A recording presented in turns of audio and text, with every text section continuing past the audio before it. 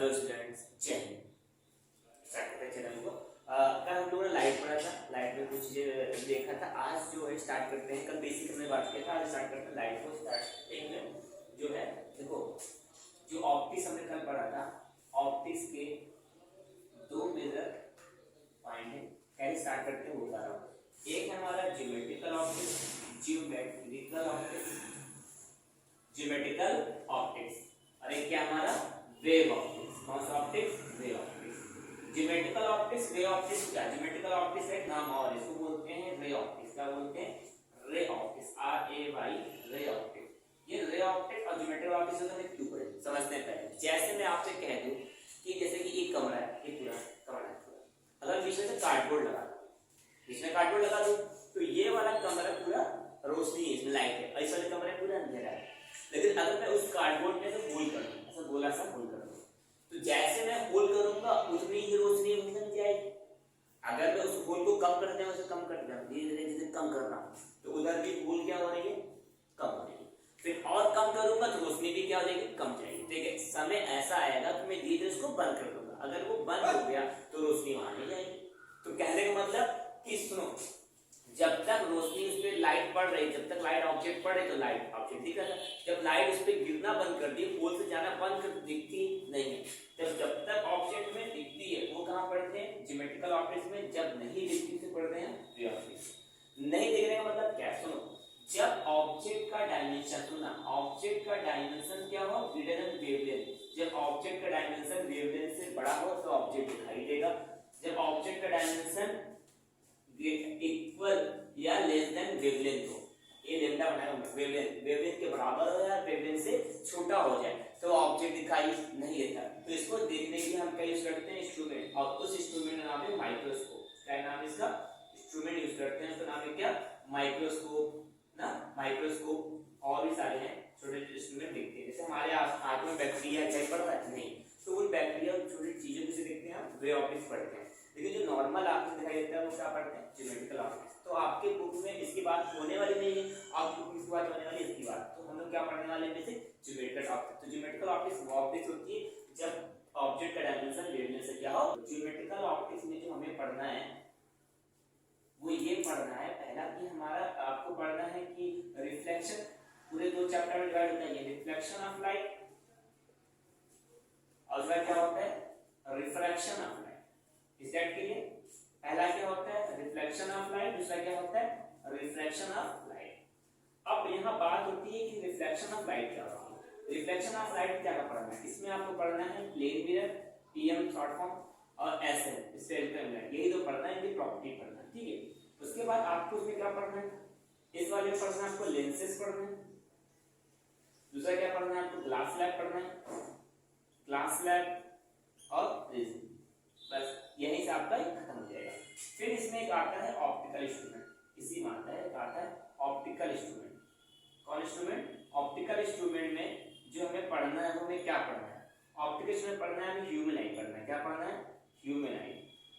Human आई मतलब आई हमारा optical instrument आता है।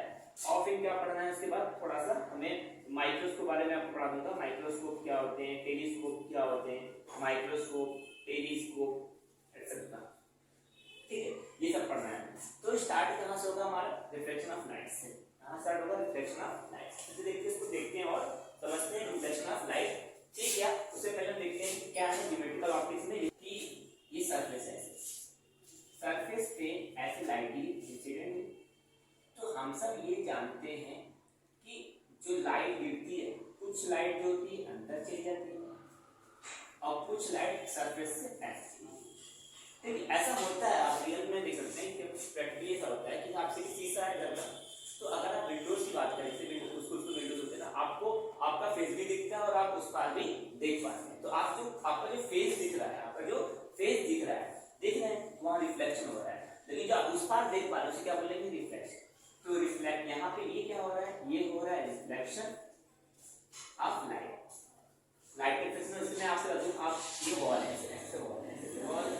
अब ये बच्चा है, इसने फुटबॉल लिया, फुटबॉल को हिट किया, तो फुटबॉल क्या करेगा? चलाएगा। तो यहाँ फुटबॉल खड़ा और चलाया, दीवार सीधा चलाया, तो यहाँ पे क्या हो रहा है? रिफ्लेक्शन ऑफ फुटबॉल हो रहा है। क्या हो रहा है? Reflection of football, reflection of football. Incident हुई और चली गई, तो रिफ्लेक्शन ऑफ लाइट। लेकिन लाइट यहाँ पर चली गई, अंदर भी गई, इसलिए बोलेंगे reflection of light, reflection of light. ना हमेशा दोनों साथ में होता है, ठीक है। लेकिन ये बात समझना है, यहाँ पे जो था ये मीडियम N1 था और ये मीडियम N2। मीडियम मतलब ना जैसे कि हवा एक मीडियम है, पानी एक मीडियम है, ये मीडियम, ठीक है मीडियम, ठीक है। अब हमने ये कहा कि रिफ्लेक्शन ऑफ लाइट का कैसे लिखे डेफिनेशन, तो इसमें देता है कि when light reflect back, when light reflect back into same medium, क्या मीडियम, मीडियम जब सेम होगा, जब लाइट उसी मीडियम में वापस चली जाएगी उसे बोलेंगे रिफ्लेक्शन ऑफ लाइट। लेकिन light when light goes into another medium, the phenomena is said to be reflection of light। एक बात हो गया, बात के लिए समझ से आया कोई ऐसा है, लाइट गिरी तो लाइट की स्पीड थी v1, ठीक है, इसका वेवलेंथ था λ1, क्या था λ1 था, और फ्रीक्वेंसी थी f1। कल हमने आपको बताया कि वेलोसिटी, वेवलेंथ और फ्रीक्वेंसी इसके बारे में बात की था, वेवलेंथ और फ्रीक्वेंसी, कि आपको प्रॉब्लम ना हो। तो जब लाइट इंसिडेंट हुई या जिस मीडियम में उसी मीडियम में चला गया, तो जो लाइट की थी इसका वेवलेंथ वेलोसिटी v1 λ1 फ्रीक्वेंसी, तो वो सेम क्या रहेगा, सेम रहेगा। इस तरह बोर्ड में लास्ट से बोर्ड में पूछा भी था कि जब रिफ्लेक्शन ऑफ लाइट होता है तो ऐसे केस में कुछ चेंज है नहीं, सब कांस्टेंट रहते हैं ना, वेलोसिटी भी कांस्टेंट रहती है, वेलोसिटी, वेवलेंथ एंड तो यहाँ पर फ्रीक्वेंसी, तीनों क्या होंगी, आर कांस्टेंट, ठीक है। लेकिन अगर हम बात करें जब इधर आ जाए, इसमें आ जाएगी मीडियम चेंज कर, मान लो पानी हो गई, मीडियम कुछ होता है, पानी हो गया, तो ऐसे केस में रिफ्लेक्शन में क्या होता है, अगर रिफ्लेक्शन में बात करें तो ऐसे केस में क्या होता है, जो वेलोसिटी वो चेंज जाएगी, वेवलेंथ भी चेंज जाएगी, लेकिन फ्रीक्वेंसी क्या रहेगी, कांस्टेंट रहेगी। तो ये जो रहेगा वो कांस्टेंट रहेगा, लेकिन ये दोनों क्या रहेंगे, चेंज रहेंगे।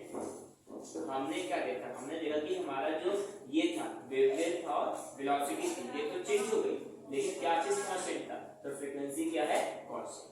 तो फ्रीक्वेंसी क्या होती है, कांस्टेंट होती है, जबकि वेलोसिटी और वेवलेंथ क्या होता है, चेंज होता रहता है। ये बात को हम ध्यान दें, ठीक है।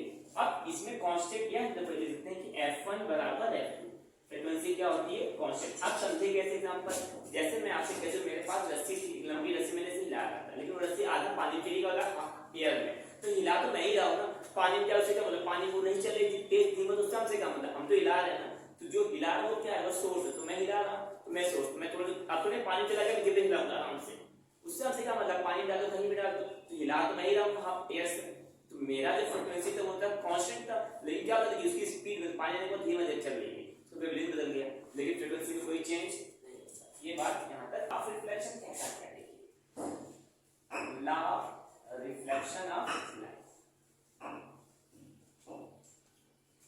रिफ्लेक्शन ऑफ लाइट का लॉ, उसकी देखिए क्या था, जैसे मैं आपसे कह दूं कि ऐसे आपने जाना होगा ऐसे, और लाइट गिरी से, ये नॉर्मल है हमारा, तो ये इंसिडेंट रे, ये रिफ्लेक्टेड और ये नॉर्मल, और ये इंटरफेरेंस,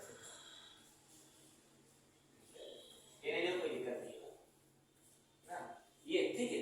अब यहां से ये आ रहा है ऐसे, तो नॉर्मल जो एंगल बनता है वो होता है इंसिडेंट, और नॉर्मल जो एंगल बनता है यहाँ पे तो रिफ्लेक्ट, तो ये इंसिडेंट रे थी और ये रिफ्लेक्ट रे।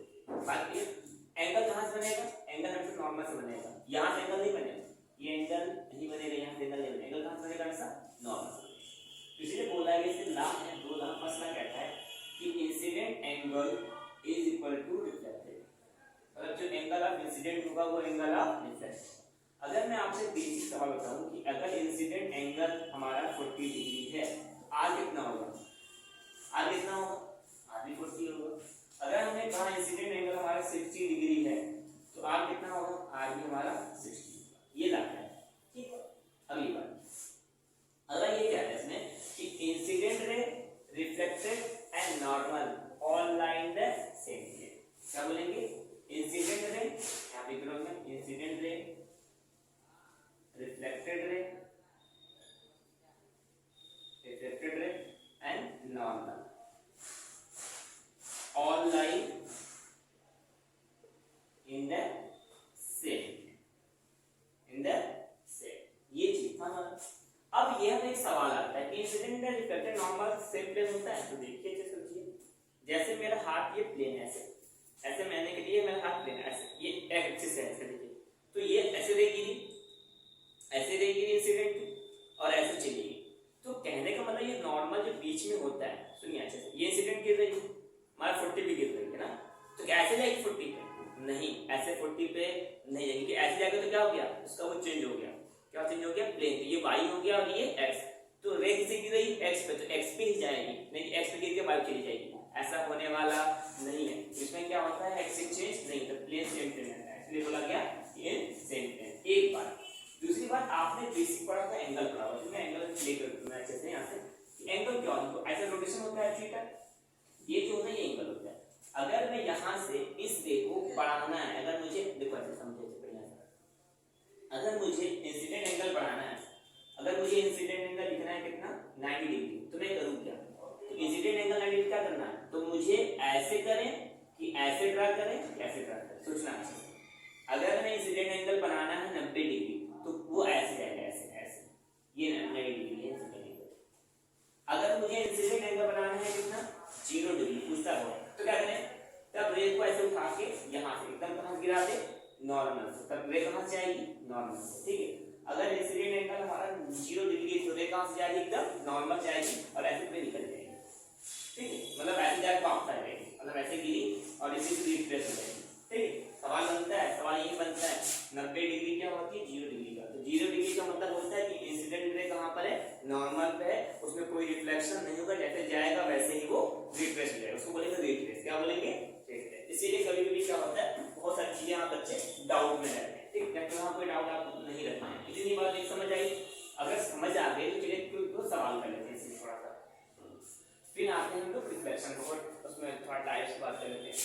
अगर मैंने लिखा कि इंसिडेंट एंगल 0 डिग्री है और रिफ्लेक्शन एंगल 90 डिग्री है, क्या ये पॉसिबल है, ये पॉसिबल नहीं है, क्योंकि लॉ में कहता है जितना इंसिडेंट है उतना, तो आर भी कितना होना चाहिए, 0, ठीक है। तो इसका मतलब होता है ये हम अच्छे से पढ़ लेंगे। एक बार जो रिफ्लेक्शन होता है, मैं आपसे कह दूं कि अगर आप खुद को आईने में देखते हैं, आपको दिखाई पड़ रहा है, तो वहां पे जो रिफ्लेक्शन होता है उसको बोलेंगे रेगुलर रिफ्लेक्शन, क्या बोलेंगे, तो रिफ्लेक्शन भी 2 टाइप के होते हैं, अच्छे से समझिए, रिफ्लेक्शन भी हमारे 2 टाइप के होते हैं, एक होता है रेगुलर रिफ्लेक्शन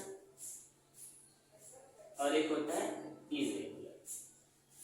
इरेगुलर रिफ्लेक्शन में हम खुद को देख नहीं पाते, ऐसे सवाल बनते हैं, अभी मैं ओलंपियाड के बाद भेजूंगा होमवर्क में, तो आप देखिए कैसे पूछता है, जैसे कि आप देखिए फ्री में पढ़ते हैं पेपर, तो पूछता है कि आप पेपर जब पढ़ते हैं तो आपका फेस क्यों नहीं बनता पेपर में, जबकि आप आईना देखते हैं तो आपका फेस बनता है, तो जब आईना देखते हैं आपका फेस बनता है, तो वो कौन सा रिफ्लेक्शन होता है, रेगुलर होता है, लेकिन जब पेपर पढ़ते हैं तो वहां पे क्या होता है, वहां पर रिफ्लेक्शन होता है इरेगुलर। मैं दोनों को दे रहा हूँ, रेगुलर मतलब होता है कैसे प्लेन सरफेस रहेगा, अगर इंसिडेंट ऐसे गिर रहा है तो रिफ्लेक्शन ऐसे होगा, फिर इंसिडेंट गिर रहा है रिफ्लेक्शन होगा, फिर इंसिडेंट गिरा फिर ऐसे करते हैं।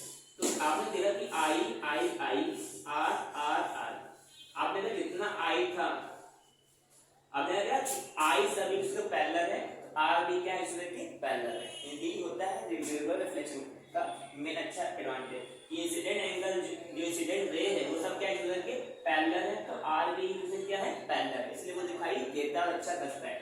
लेकिन इरेगुलर तो ऐसा होता है, ये इरेगुलर है ऐसे तरीके से, ठीक है। आपने से रे गिराई सब ऐसे पैरेलल गिर रहे हैं, लेकिन क्या सबका अलग अलग नहीं होगा, देखिए ऐसे, फिर देखिए आपने ऐसे गिराया फिर ऐसे हो गया, तो ये इंसिडेंट एंगल तो पैरेलल रहता है, इंसिडेंट एंगल तो पैरेलल रहता है, इंसिडेंट एंगल तो पैरेलल, इंसिडेंट रे तो पैरेलल रहेगा, लेकिन जो आर होता है वो क्या होता है डिफरेंट। तो इंसिडेंट जो रे था वो क्या था, वो पैरेलल था ना, लेकिन आर क्या था, R is not parallel, R क्या है, R is not parallel, R तो पैरेलल नहीं है, लेकिन इंसिडेंट क्या होता है, सब में पैरेलल होता है दोनों में, लेकिन आर क्या होता है डिफरेंट, इसलिए हमें दिखाई नहीं पड़ता। पूछता है कि पेपर में खुद को नहीं देख पाते, कोई भी चीज इसमें मैं खुद को देख पा रहा नहीं, क्योंकि यहाँ पे क्या हो रहा है, यहाँ पे इरेगुलर सरफेस है, एक रोल समझना, ये प्लेन सरफेस की बात नहीं हो रही है, इसके अंदर जो पार्टिकल जो एटम्स है वो थोड़ा सा अनडिस्टर्बेंस टाइप का, और जो शीशे का उससे पॉलिश होता है, चिकना होता है, देखिए इधर चिकना होता है, उसमें मॉलिक्यूल चिकने टाइप रहते हैं, स्पेस कम होता है, इसलिए लाइट पड़ेगी रिफ्लेक्ट होगा, इसलिए दिखता है। एक सवाल, छोटा सवाल मैं आपसे करने वाला हूँ, बेसिक सवाल होता है, देखिए एक बार और समझिए कि दिखने की भी दो रीजन मैंने आपको बताया था, रिफ्लेक्शन और रेडिएशन। रिफ्लेक्शन बताया था कि आप मुझ पे कोई लाइट पड़ेगी, आप पे तो आप दिखाई पड़ेगी, लेकिन वो जो लाइट एनर्जी रेडिएट करती है उसे बोलेंगे रेडिएशन। तो इसीलिए बोला गया कि ऑब्जेक्ट को दो भागों में डिवाइड किया गया, ल्यूमिनस ऑब्जेक्ट और नॉन ल्यूमिनस ऑब्जेक्ट। बात कीजिए समझा दो अच्छे से। एक ऑब्जेक्ट भी देखिए दो टाइप को जो दिखते हैं, एक होते हैं ल्यूमिनस ऑब्जेक्ट का बात होती है, ल्यूमिनस ना, ल्यूमिनस LUMINOUS ल्यूमिनस ऑब्जेक्ट, और एक होता है नॉन ल्यूमिनस। ये क्या होता है हमारा नॉन ल्यूमिनस, ल्यूमिनस और नॉन ल्यूमिनस ऑब्जेक्ट। अगर हम ल्यूमिनस ऑब्जेक्ट की बात करें, जैसे एग्जांपल में आपको एग्जांपल ल्यूमिनस ऑब्जेक्ट सन क्या है, ल्यूमिनस ऑब्जेक्ट। हमारे घर में ट्यूबलाइट कौन सा ऑब्जेक्ट है, ये ल्यूमिनस ऑब्जेक्ट। ट्यूबलाइट भी क्या है, ल्यूमिनस ऑब्जेक्ट। अब ल्यूमिनस ऑब्जेक्ट क्या होते हैं, ऐसे ऑब्जेक्ट जो लाइट इटसेल्फ जो करते हैं, क्या बोलेंगे यहाँ पे, जो ऑन ना होते ऑन इट्स लाइट इमेज, बोलेंगे light image on, light image